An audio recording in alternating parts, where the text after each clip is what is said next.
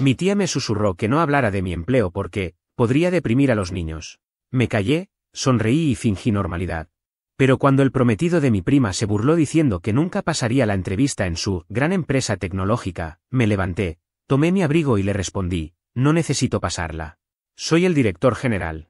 El silencio que siguió valió cada año de esfuerzo. Me llamo Tomás, tengo 34 años y soy cofundador de una empresa tecnológica que, hasta hoy, la mayoría de mi familia sigue creyendo que es una cosita de computadoras. Nunca se han interesado demasiado. Para ellos, soy alguien bueno con la tecnología, o en el peor de los casos, un desempleado que hace páginas web por dinero. Dejé de corregirlos hace tiempo, era más fácil así. Al fin y al cabo, ¿cómo se le explica a alguien que aún piensa que el wifi se corta cuando llueve que son las rondas de inversión o el capital de riesgo?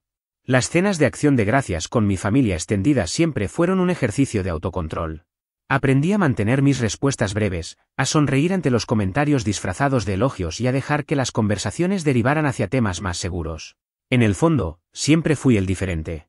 No fui a medicina como mi prima Camila, ni me convertí en ingeniero civil como mi hermano mayor, Javier. No me casé joven, ni compré una casa en las afueras, ni les di nietos a mis padres para presumir en la iglesia. Lo mío fue construir algo desde cero. En silencio. Y por alguna razón, eso me hacía el menos interesante de todos. Este año, sin embargo, pensé que sería distinto. Manejé 6 horas sin dormir hasta la casa de mi tía Verónica porque mi madre me había hecho sentir culpable. Va a ir toda la familia, me dijo al teléfono. Incluso Martín traerá a su prometida. Te va a encantar. Ella siempre decía eso, como si que me cayera bien alguien fuera mi responsabilidad. Si no sonreía o no aprobaba, el problema era yo. Martín es mi primo menor por 4 años. Desde niño fue el dorado de la familia, el tipo que brilló en el colegio y siguió viviendo de ese encanto. Sus padres hablaban de él como si fuera una mezcla de genio y santo. Olvidaban, claro, que había cambiado de carrera 4 veces y fundido una herencia en menos de una década. Pero a ojos de todos, seguía siendo el emprendedor, mientras yo era simplemente el callado. Cuando entré al salón, me arrepentí al instante. Todo estaba decorado con ese exceso otoñal que solo Verónica podía lograr, calabazas diminutas, mantas a cuadros, letreros cursivos con frases como agradecidos por todo. Los niños gritaban frente a una partida de Mario Kart, y los adultos se agrupaban junto a la isla de la cocina con copas de vino, riendo demasiado fuerte. Entre ellos lo vi, Martín, con el brazo sobre los hombros de una mujer alta, de sonrisa perfecta, que parecía sacada de un blog de estilo de vida. ¡Ahí está!, gritó al verme, levantando la mano como si yo fuera un camarero trayéndole la comida. El tío del mundo tecnológico, ¿lograste salir del sótano de mamá o qué? La broma me golpeó, no por novedosa, la usaba desde 2015, sino por la crueldad casual con la que la lanzó, frente a todos. Algunos se rieron. Yo solo fingí una sonrisa. Encantado de verte también, Martín. ¿En serio? ¿Qué andas haciendo ahora?, dijo, entregándole una copa a su prometida. ¿Sigues con eso de las páginas web o algo así? Ahí estaba la pregunta. Podía responder con una evasiva amable o decir la verdad y arriesgarme a arruinar la cena. Opté por lo primero. Trabajo con algunas startups. Todo va bien.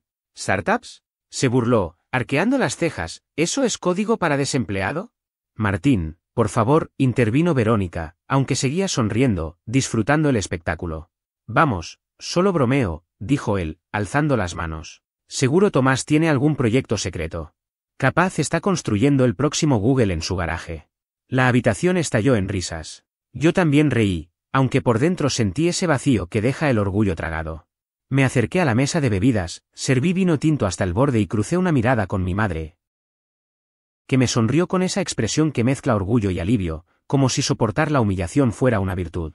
1 hora después, Verónica anunció la cena. Todos nos apiñamos alrededor de la mesa larga, cuidadosamente adornada con nombres caligrafiados y vajilla dorada. Me tocó entre Camila y tía Patricia, ambas ya algo mareadas de vino. Frente a mí estaban Martín y su prometida, cuyo nombre aún no había oído.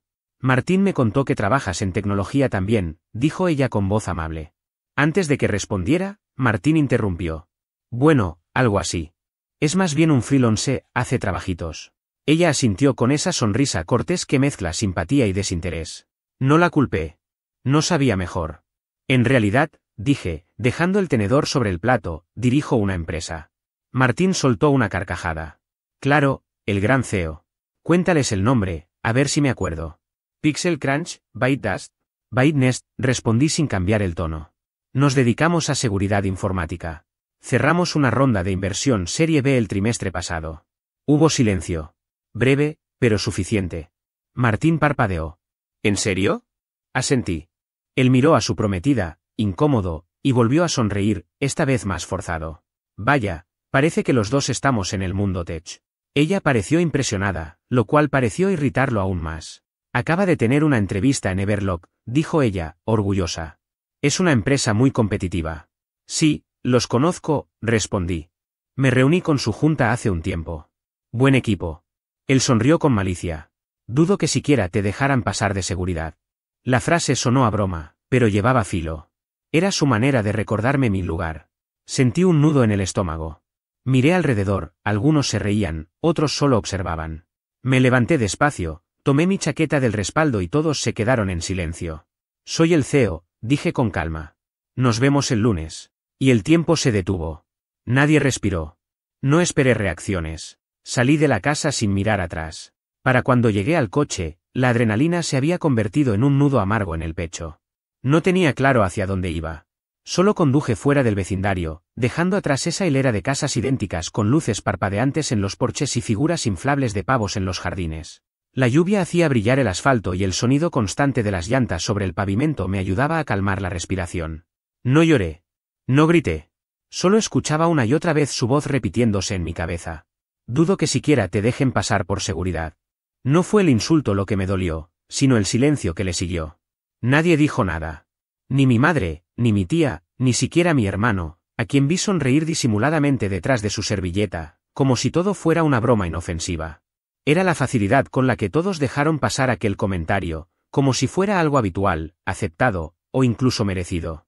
Me detuve en el estacionamiento de un supermercado y me quedé ahí, con las manos aferradas al volante, observando cómo mi aliento empañaba el parabrisas. Parte de mí quería regresar a casa, fingir que nada había pasado, dejarles su vino, su pastel y sus conversaciones susurradas. Pero otra parte, la que llevaba años soportando en silencio, empezó a arder. No sé si fue la mirada de Martín o la expresión incómoda en el rostro de su prometida cuando dije las palabras «soy el director ejecutivo». Pero en ese momento algo cambió dentro de mí. Comprendí que no importaba cuánto hubiera logrado, ni cuánto hubiera avanzado, para ellos siempre sería el chico callado con su viejo portátil y sus ideas que nadie tomaba en serio. Esa noche no volví. Reservé un hotel desde el móvil, pedí comida para llevar y pasé las horas viendo repeticiones de The Office con el volumen bajo. Aún así, no logré dormir. Mi mente repasaba cada mirada, cada risa, cada palabra. No dejaba de pensar, ¿por qué sigo buscando la aprobación de quienes no me respetan? Al amanecer, revisé el teléfono, 8 mensajes de mi madre. 3 llamadas perdidas. Todos decían lo mismo, por favor, vuelve. Se nos fue de las manos. Hablemos. No respondí. Fui a mi refugio habitual, una pequeña cafetería en el centro, de esas llenas de plantas y música ambiental suave. Pedí un café negro y me senté junto a la ventana, mirando cómo la nieve caía en remolinos tranquilos. Entonces sonó mi teléfono. Era mi hermano, Javier. Dudé unos segundos antes de contestar. ¿Estás bien?, preguntó sin saludar. Sí, respondí, seco.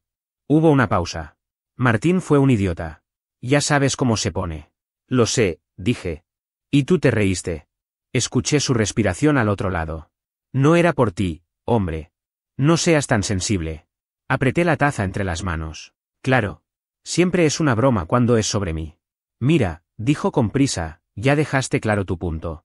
Eso del soy el CEO fue muy teatral, pero tal vez exageraste un poco. Siempre has sido reservado, la gente no entiende bien a qué te dedicas. No intentan entenderlo, respondí. Asumen lo peor y luego lo disfrazan de humor. Hubo silencio unos segundos antes de que dijera, casi con miedo de que colgara. Solo, vuelve para el postre. Todos preguntan por ti. ¿De verdad? ¿O solo quieren saber si voy a arruinarles otra noche perfecta? No respondió. Solo dijo, piénsalo. Y colgó. No regresé. Pero el problema de la familia es que uno no puede escapar para siempre, especialmente durante unas fiestas largas en las que todos están en la misma ciudad. Tarde o temprano, la gravedad familiar te arrastra de nuevo. 2 días después, llegó la invitación, noche de juegos en casa de Verónica. Por favor ven. Dejemos atrás lo incómodo. Era el mensaje de mi madre, seguido de un sutil hazlo por la familia, Tomás. Fui. Contra todo instinto, fui. Y en cuanto crucé la puerta, supe que nada había cambiado. Miren quién llegó, el señor del Valle del Silicio, bromeó mi tío Ernesto, levantando un vaso en señal de saludo. Martín me observó desde el sofá, con el brazo sobre los hombros de su prometida, sonriendo con esa suficiencia que tanto detesto. «¿Llegaste?», dijo. «Ya era hora».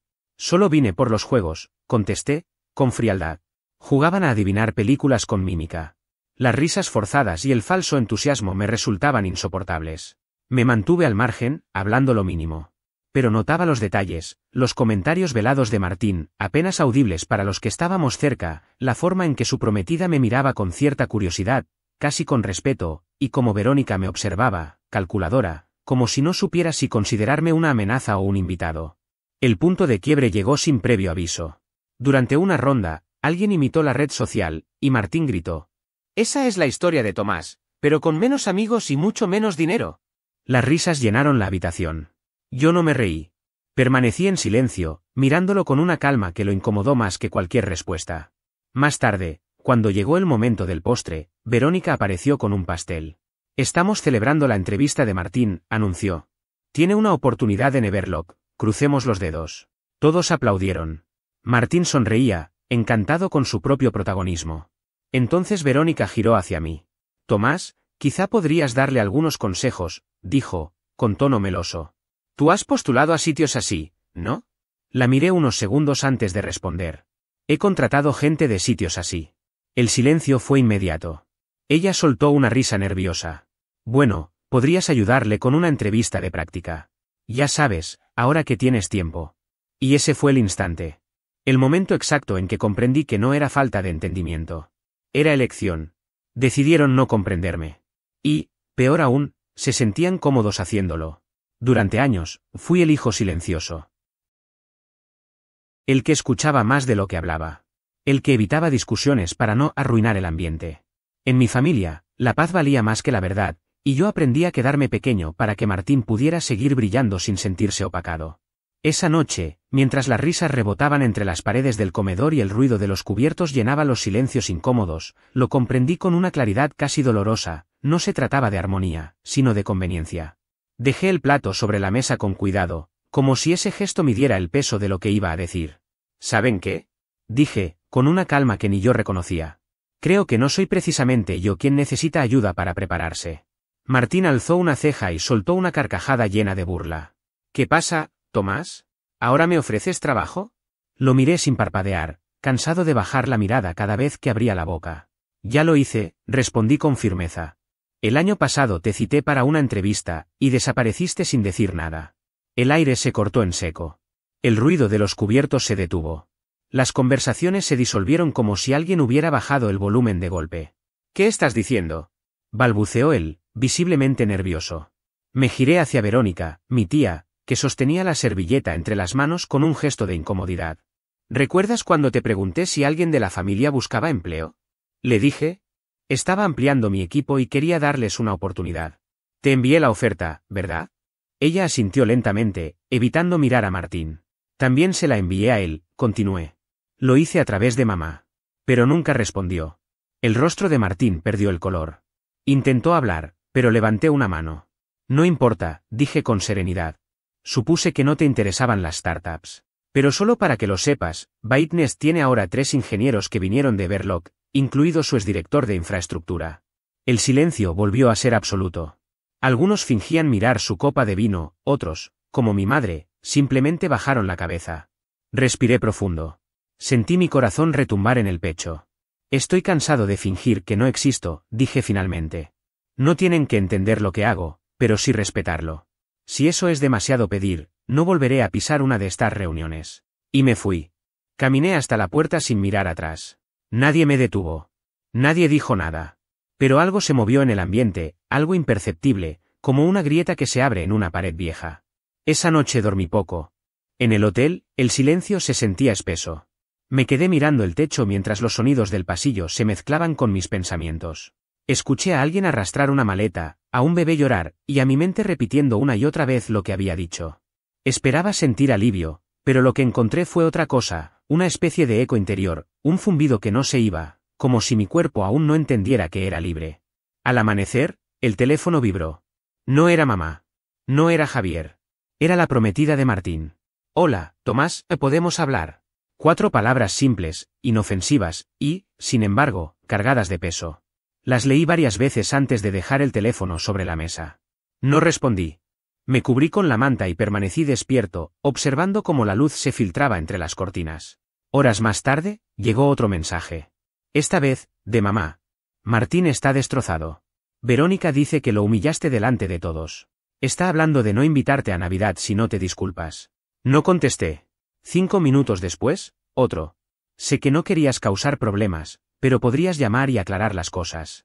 Somos familia, Tomás. Me quedé en silencio, frente al espejo del baño. El vapor empañaba mi reflejo. Tenía la mirada cansada, los hombros caídos, las ojeras marcadas. Era un cansancio distinto, más profundo. No el que se cura durmiendo, sino el que se acumula tras años de tragarse las palabras para evitar conflictos. Mientras cepillaba mis dientes, la pregunta salió sola. ¿Por qué siempre tengo que ser yo quien lo arregle todo? Nadie preguntaba cómo estaba. Nadie quería saber cómo me sentía. Solo esperaban que, una vez más, yo fuera el que pegara los pedazos. Salí a caminar por la ciudad. El aire era frío, pero necesitaba moverme. Compré un café que nunca llegué a beber y terminé en una librería, hojeando páginas que no leía. Cuando el sol empezó a caer, me encontré sentado en un banco del parque, viendo cómo la escarcha cubría el césped. Entonces volví a abrir su mensaje. Hola, Tomás, ¿podemos hablar? Respondí con una frase corta, ¿sobre qué? No tardó en contestar. Sobre Martín, sobre lo que dijiste, y sobre Everlock. No quiero empeorar las cosas, pero tampoco quiero seguir fingiendo. Acordamos vernos al día siguiente en la misma cafetería donde había estado después de Acción de Gracias. Ella llegó puntual. Llevaba un abrigo beige y un semblante sereno. Sin maquillaje, sin adornos, solo una mirada clara y honesta. Parecía alguien que, por primera vez en mucho tiempo, veía la realidad con nitidez. Hola, dijo al sentarse frente a mí. Gracias por venir. Claro, respondí, aunque parte de mí seguía a la defensiva. Ella sostuvo la taza entre las manos y bajó la mirada. Creo que te debo una disculpa. No lo entendía antes. Cuando Martín hablaba de ti, pensé que era solo rivalidad entre hermanos. Te pintaba como alguien sin rumbo, encerrado en casa, haciendo proyectos sin sentido. Pero te busqué en internet. La observé en silencio. ¿Me buscaste? Asintió. Leí artículos sobre ByteDance en TechCrunch y Forbes. Vi incluso una patente a tu nombre. Tomé un sorbo de café y no dije nada. Ella se inclinó ligeramente hacia adelante. ¿Por qué no saben lo que haces? Porque nunca preguntaron, contesté. Y cuando asumieron lo peor, fue más fácil no discutirlo. Uno se cansa de explicar lo mismo y recibir solo sonrisas burlonas o miradas vacías. Ella asintió despacio. Martín es inseguro. Hace bromas para disimularlo, pero cuando alguien lo supera, se descompone. Antes no lo notaba, ahora sí. Pensé que era parte de su humor. ¿Y por qué estás aquí, entonces? Pregunté. Guardó silencio unos segundos. Porque no estoy segura de querer casarme con alguien que necesita rebajar a los demás para sentirse grande, respondió finalmente. Y también, porque creo que mintió sobre la entrevista con Everlock. Fruncí el ceño. ¿Cómo lo sabes? Me dijo que tenía un contacto interno, que un reclutador lo había buscado. Pero después de lo que contaste, revisé los correos. No hay nada. Cuando le pregunté, se puso a la defensiva, cambió de tema y se enfadó. Me recosté en el asiento. Así que ha estado compitiendo conmigo. Sí, confirmó. Ve tu éxito como una amenaza. Y eso me asusta, porque si no puede alegrarse por alguien de su propia familia, ¿qué pasará cuando sea yo quien logre algo? No respondí. Ella no parecía necesitar una respuesta. Se quedó mirándome con una mezcla de cansancio y claridad. De todos modos, dijo con un suspiro, gracias por no quedarte callado. Por poner límites sin caer en su juego. Se levantó, dejó dinero sobre la mesa y se despidió con un gesto tranquilo. No intenté detenerla. No era mi lugar arreglar su relación ni limpiar el desastre que no era mío. Me quedé observando la puerta del café mientras ella se perdía entre la gente de la calle. Por primera vez en muchos años, sentí algo parecido a la paz. No la euforia del triunfo, sino esa calma que llega cuando uno se elige a sí mismo. Entendí que no había perdido una familia, había recuperado mi voz. Y esa, para mí, fue la verdadera victoria. Aquella noche, al regresar al hotel, sentí la necesidad de reconectarme con mi mundo real. Encendí el portátil por primera vez en toda la semana, y en cuestión de segundos, la pantalla se llenó de notificaciones, mensajes de inversionistas pidiendo actualizaciones, un ingeniero solicitando aprobación de un módulo, un gerente de producto esperando mi opinión sobre un nuevo diseño. Por extraño que pareciera, ese caos digital me resultó reconfortante. Era una especie de recordatorio de que la versión de mí que mi familia se negaba a ver no solo existía, sino que prosperaba. Durante los días siguientes me sumergí por completo en el trabajo. No lo hice para distraerme ni por orgullo, sino porque necesitaba reafirmar quién era cuando nadie intentaba reducirme. Desde aquella habitación de hotel coordiné una reunión de directorio, cerré una ronda de contratación y concreté una alianza con una firma europea de ciberseguridad. Cada tarea completada reforzaba una sensación liberadora, la opinión de mi familia ya no tenía peso sobre mí. Sin embargo, el conflicto aún no había terminado. Pocos días antes de volver a casa, mi madre me envió un mensaje invitándome a desayunar. Solo tú y yo, sin drama, prometió. Dudé, pero acepté, deseando que por una vez pudiéramos hablar como dos adultos. Nos encontramos en un restaurante pequeño, apartado del centro. Cuando entré, me abrazó con fuerza, con esa mezcla de afecto y culpa que solo una madre puede transmitir. Por un instante creí que sería un encuentro tranquilo, hasta que abrió la boca. Le hiciste mucho daño a Martín, dijo, removiendo distraídamente el té con la cucharilla. Me quedé helado. Él me lastimó a mí. Lo sé, respondió enseguida, pero lo humillaste delante de todos. Es tu sobrino, repliqué, y yo soy tu hijo. Suspiró con cansancio. Siempre has sido muy sensible, Tomás. Solté una risa breve, amarga. ¿Sensible o simplemente cansado de que me menosprecien? Podrías haberlo manejado de otra forma, insistió. No tenías por qué armar una escena. ¿Y cómo habrías querido que lo hiciera? Pregunté con voz más dura de lo que planeaba. Llevan años burlándose de lo que hago. Pasé una década construyendo algo que ninguno de ustedes se ha tomado la molestia de entender. Y cuando finalmente pongo un límite, resulta que el problema soy yo. Desvió la mirada hacia la ventana. ¿Sabes qué? Continué. Estoy cansado de disculparme por existir. El silencio que siguió fue largo, casi incómodo. Finalmente, ella murmuró. ¿Has cambiado? No, mamá. He crecido. Hay una diferencia. No volvimos a hablar mucho después de eso. Pagué su té, la abracé brevemente y salí del restaurante sintiéndome más liviano que en años. 2 días más tarde regresé a mi apartamento. Al abrir la puerta, tuve la sensación de reencontrarme conmigo mismo, la luz filtrándose por los ventanales, el zumbido constante de la cafetera, el aroma a cedro del viejo velón que había dejado encendido sin querer. Respiré hondo. Estaba en casa. Esa semana volví a enfocarme por completo en la empresa. Lanzamos la nueva versión beta, participé como ponente en una conferencia virtual y las métricas mostraban que ByteNest crecía de manera estable en los círculos que realmente importaban. Por primera vez en mucho tiempo, ya no sentía que debía demostrar nada a nadie. Una mañana, al abrir la puerta, encontré un sobre sin remitente, solo mi nombre escrito en una caligrafía temblorosa. Lo abrí con cautela. Dentro había una sola hoja doblada. Tomás, te debo una disculpa. Durante años permití que otros definieran quién eres mediante bromas, suposiciones y silencios. Me avergüenza haber sido parte de eso. Mereces algo mejor. Si alguna vez quieres hablar, estaré aquí. Tu tía Verónica. Leí la carta 2 veces. Luego la dejé sobre la mesa y me quedé mirando por la ventana. Tal vez algunos empezaban a despertar, pensé. Pero dentro de mí algo había cambiado para siempre. Ya no necesitaba su aprobación.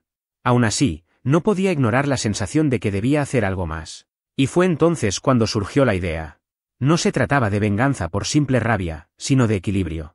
Quería desarmar la estructura familiar que durante años había colocado a Martín en un pedestal, mientras yo quedaba relegado al papel del hijo silencioso y servicial.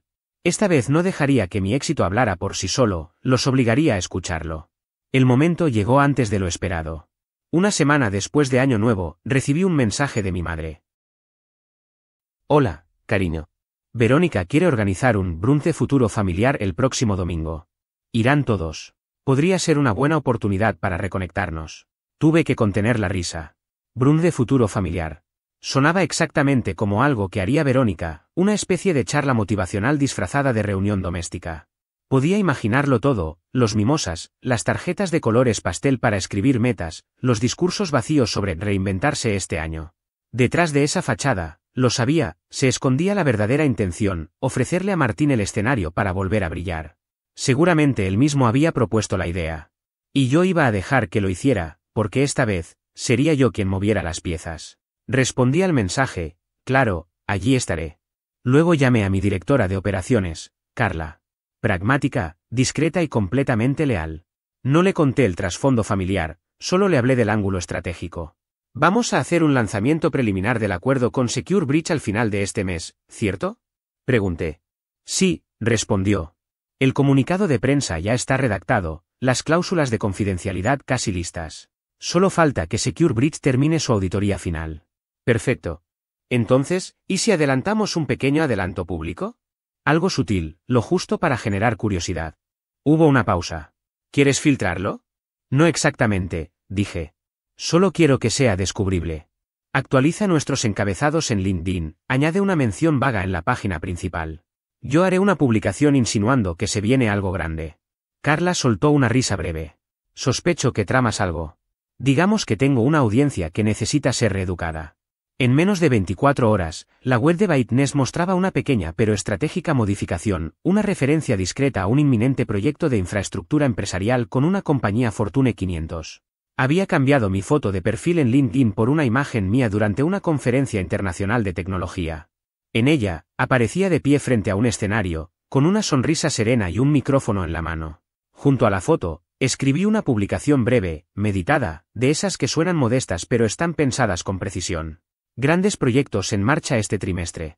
Orgulloso del equipo que hace posible cada logro. Almohadilla Crecimiento Ciber C Almohadilla Metas 2025. No esperaba que pasara gran cosa, pero el impacto fue inmediato. En cuestión de horas, las notificaciones se dispararon. Cientos de reacciones, mensajes privados, solicitudes de conexión. Colegas felicitándome, inversores curiosos preguntando por nuevos desarrollos y hasta antiguos compañeros de universidad, los mismos que años atrás fingían no verme, aparecieron para ponerse al día. Cada interacción reforzaba la imagen que había estado construyendo pacientemente, la de alguien que no solo había tenido éxito, sino que era relevante, influyente y parte de algo más grande. Era curioso. Durante años había sentido que nadie me tomaba en serio, ahora, bastaba una foto bien elegida para que todos quisieran estar cerca.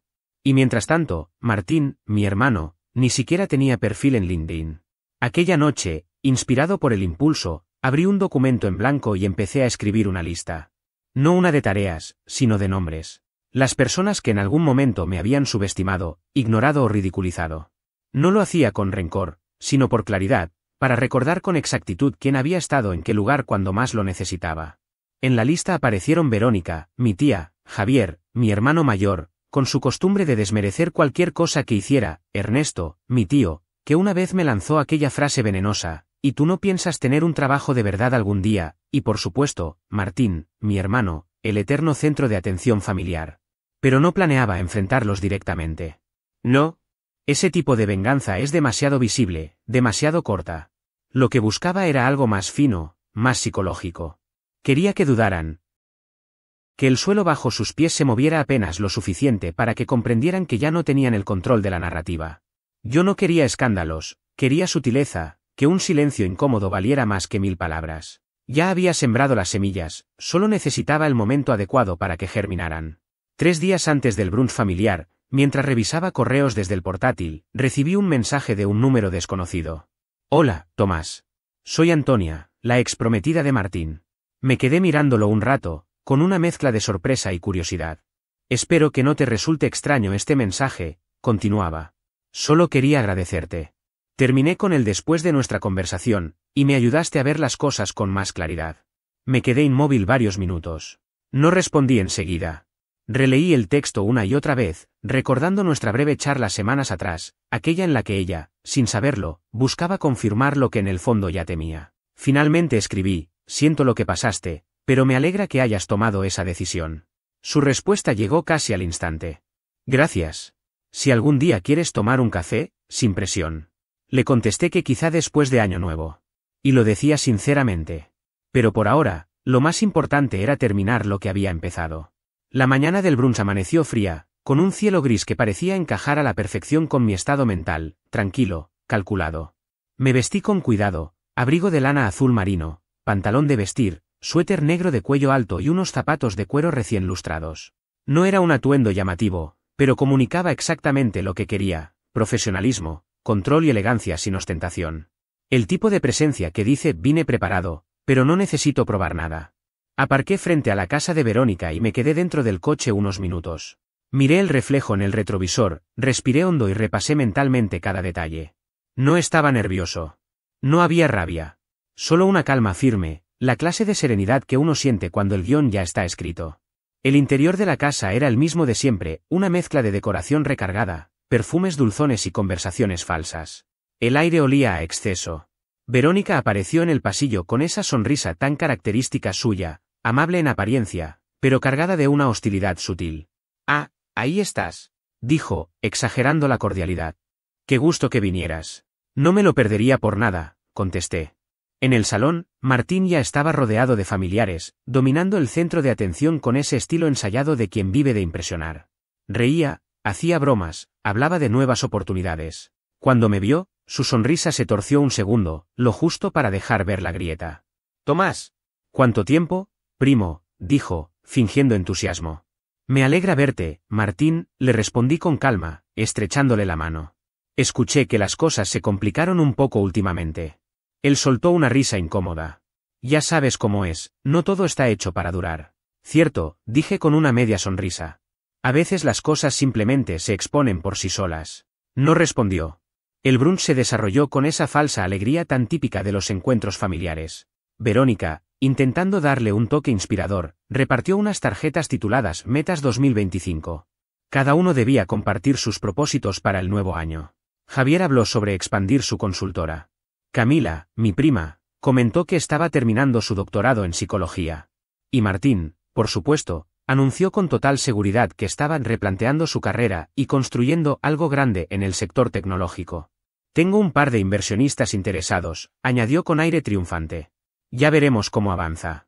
Tal vez robe un par de ingenieros de ByteNest», dijo, riendo. El grupo estalló en carcajadas. Yo mantuve la sonrisa, pero sentí mis dedos tensarse alrededor de la taza. Esperé mi turno con paciencia. Cuando llegó, me levanté con serenidad. «Mis metas son simples», dije.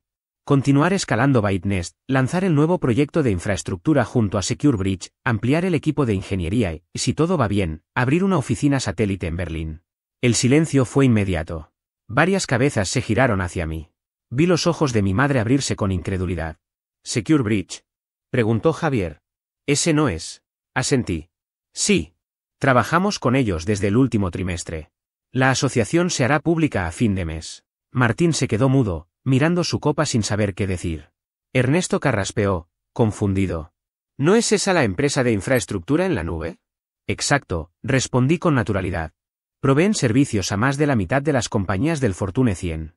«Patricia, mi tía», exclamó con admiración. «Eso suena enorme». «Tuvimos suerte», dije, restando importancia. «Buen momento, buen equipo, buenas decisiones». En ese instante, la atmósfera cambió por completo. Lo noté en las miradas, en los murmullos, en la forma en que la conversación giró hacia mí sin que yo lo forzara. De pronto, los grandes planes de Martín parecían simples fantasías dichas para impresionar. Me senté y bebí un sorbo de café, sin alardear.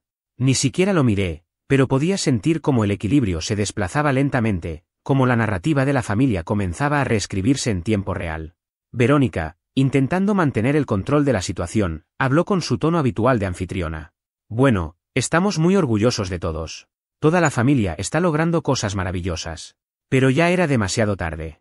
La semilla había germinado, y todos lo sabían. Durante la siguiente media hora, varios familiares se acercaron a mí. Algunos pedían consejos sobre negocios o inversiones, otros, contactos o recomendaciones. Un tío mencionó que su hijo buscaba prácticas en tecnología. Camila me pidió si podría dar una charla sobre emprendimiento en su universidad. Incluso Javier, siempre tan distante, sugirió almorzar algún día para intercambiar ideas. Mientras tanto, Martín permanecía en silencio, hundido en su silla, mirando hacia la ventana con la mirada perdida. Su sonrisa falsa se había desvanecido. Y yo, mientras respondía preguntas y compartía anécdotas, solo sonreía. No porque lo disfrutara, sino porque sabía que había conseguido exactamente lo que quería. Esto no era venganza en el sentido clásico, no había destrucción, ni escándalo, ni humillación directa. Solo una verdad expuesta con elegancia. No necesité exponer sus mentiras públicamente. Simplemente hice lo que siempre supe hacer, trabajar en silencio, construir algo sólido y dejar que la verdad, con el tiempo, hablara por sí sola. Aún así, sabía que la historia no había terminado. Faltaba una última pieza, algo que le diera cierre a todo de la forma correcta. Y, como si el destino esperara mi señal, esa oportunidad llegó directo a mi bandeja de entrada. Hola, Tomás. ByteNest suena increíble. Nos encantaría que participaras en el panel de emprendimiento para exalumnos el próximo mes. Estarán presentes representantes de Everlock, NetGear y Strat. Avísame si puedes asistir. Paula, Comité de Exalumnos de Stanford. Sonreí al leerlo. Respondí en segundos. Encantado. Tengo justo la historia perfecta para compartir. El cierre que buscaba acababa de escribirse solo. La noche previa al evento, me observé en el espejo mientras acomodaba el cuello del saco. No era nerviosismo lo que sentía, sino una calma anticipada, como la de quien sabe que el tiempo finalmente se alineó de su lado. Ser el orador principal de la serie Founders in TED de Stanford era un honor, pero para mí representaba algo más que un logro profesional, era la oportunidad de corregir el relato, de recuperar mi voz después de años siendo malinterpretado. Un conocido en LinkedIn me había adelantado que entre los asistentes habría miembros del equipo de Everlock, la empresa de la que Martín llevaba meses alardeando. Supuestamente lo habían contactado para un proyecto, aunque nunca supe si era verdad o solo otra de sus exageraciones. De cualquier forma, esa noche sabría que el escenario había cambiado. El auditorio rebosaba energía. Los jóvenes de la Facultad Tecnológica hablaban rápido, tomaban notas y bebían café como si la vida dependiera de eso. Subí al escenario, respiré hondo y ajusté el micrófono. En la tercera fila, lo vi. Martín, con un saco demasiado grande y esa sonrisa nerviosa que aparecía solo cuando no sabía si debía fingir o disculparse. No me sorprendió que estuviera allí. Siempre había sabido colarse donde no lo invitaban, buscando brillar con luces ajenas. Buenas tardes, dije con serenidad. Soy Tomás, fundador y director ejecutivo de ByteNest, una empresa dedicada a la ciberseguridad. El público aplaudió con cortesía. Pero no siempre estuve en este punto, continué. Hace una década, era solo un chico con un portátil viejo, tratando de aprender entre turnos en un supermercado. No tenía contactos, ni dinero, ni un mapa que seguir. Solo muchas personas diciéndome lo que no podía hacer. Algunos sonrieron, otros asintieron. Y lo curioso, añadí, es que muchas de esas voces no eran de extraños. Eran de gente cercana. Familia, profesores, antiguos jefes. No lo decían con odio. Lo hacían con condescendencia, disfrazando la duda de afecto.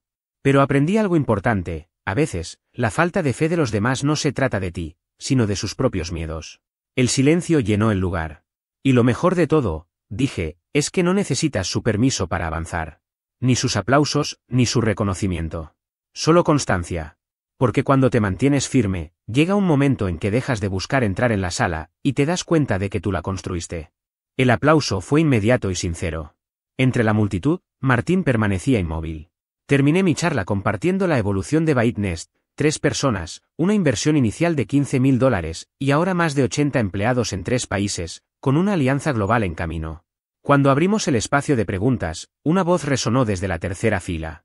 Soy Martín, dijo poniéndose de pie, fingiendo confianza. Estoy tratando de comenzar de nuevo tras cometer algunos errores. ¿Qué consejo le darías a alguien en esa situación? Sonreí. Que reconozca sus errores, contesté. Que no los disfrace de estrategias y, sobre todo, que no intente ocultarlos pisando a otros. Las personas pueden perdonar los fallos, pero no olvidan cómo las hiciste sentir cuando fingías ser mejor que ellas. Martín bajó la mirada y se sentó. Al final, varios estudiantes se acercaron a saludar. Entre ellos, los reclutadores de Everlock. Una de ellas me estrechó la mano y dijo: ¿Eres Tomás Kessler? El fundador de ByteNest, curioso. Tuvimos un candidato que te mencionó como referencia, pero nunca respondiste. Ah, sí. Pregunté. Sí, un tal Martín Randall. Solté una breve risa. No lo recomendaría. Ella tomó nota y siguió con el resto del grupo. Cuando salí del auditorio, el cielo estaba teñido de un naranja apagado. El teléfono vibró. ¿Por qué dijiste eso? Sabes que necesito este trabajo. Guardé el móvil sin contestar. Horas después, escribí a mi madre. Acabo de terminar la charla. Todo salió perfecto.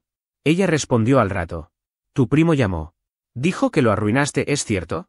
Me quedé mirando el mensaje. Luego escribí con calma. No lo arruiné. Solo le recordé quién lo hizo. Apagué el teléfono y conduje sin mirar atrás. Pasaron unas semanas. Una mañana, al revisar el correo, encontré un sobre con el logo de una flor de lis. Era una invitación de boda. Camila se casaba en julio. Detrás había una nota en tinta azul. Ojalá puedas venir. Te lo mereces. Y no, Martín no está invitado. Ya entenderás por qué. ¿Camila? La guardé en un cajón, junto a los primeros planos de mi empresa. Esa noche dormí con una tranquilidad que hacía años no sentía. No hubo venganza, ni revancha. Solo cierre. No necesité destruir nada, porque lo que era falso ya se había derrumbado solo. Y mientras Martín buscaba culpables, yo seguía adelante, rodeado de lo único que jamás se puede fingir, el trabajo real, la constancia y la verdad. A veces la justicia no hace ruido. Solo llega, se sienta a tu lado y te deja en paz.